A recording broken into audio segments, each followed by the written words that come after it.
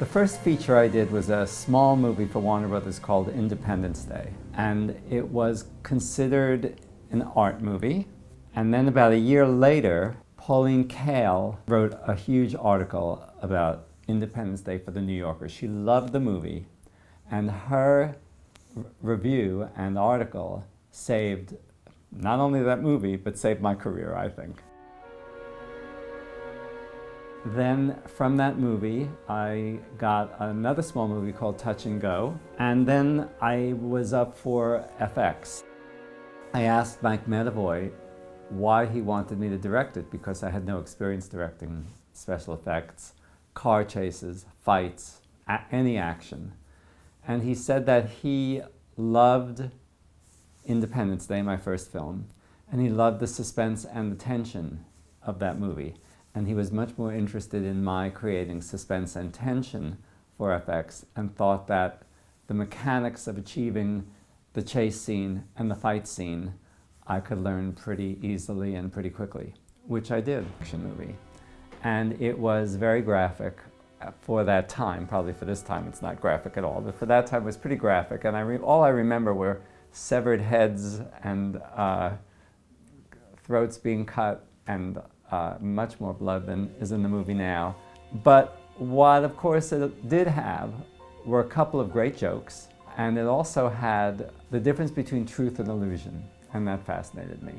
And that really was why I jumped on. The B moments. Again, keeping the dynamic of truth and illusion, which always worked through the movie. And definitely the first screenplay had the fun of the mock killing. We want to stage a fake assassination, Raleigh. We want to do it in public, and we want you to supervise it. Raleigh's motivation for doing this at all, for being part of the plan to pretend to assassinate this mafia figure. Why would he do that? That wasn't in the original script.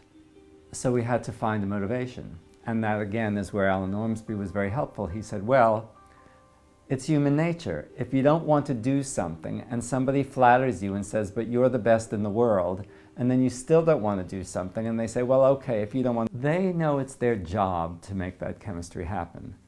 The chemistry isn't God-given. That's usually made by the actors, and they know how important it is, not only to the roles, to the scenes, but to the movie.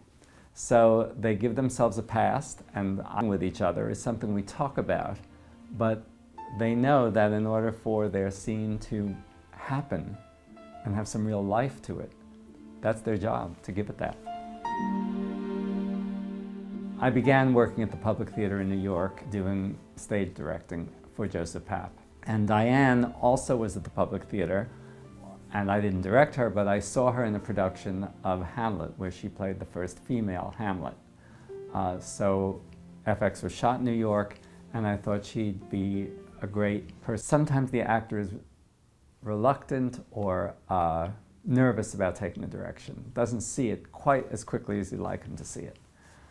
I always ask them to try it, and sometimes they do reluctantly try it.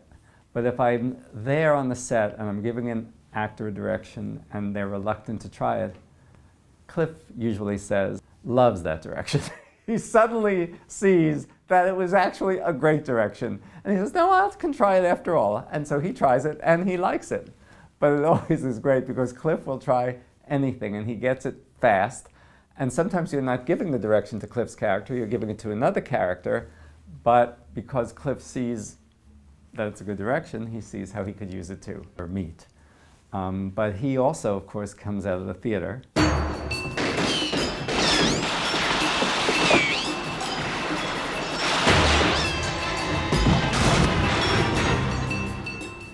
Mirek Andrechek. He was my cinematographer. Mirek spoke very broken English.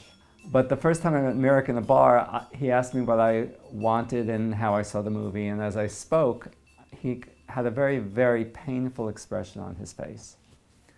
And I said, what is it, Mirek? Is this not going to work?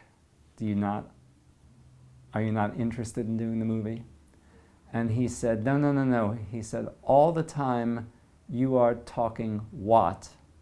I am thinking how. Is on board who has already done Star Wars and says, okay, it will take 3.5 hours to set these charges. And they go, 3.5 hours? How can you do the whole sequence if he's going to set those charges for 3.5 hours?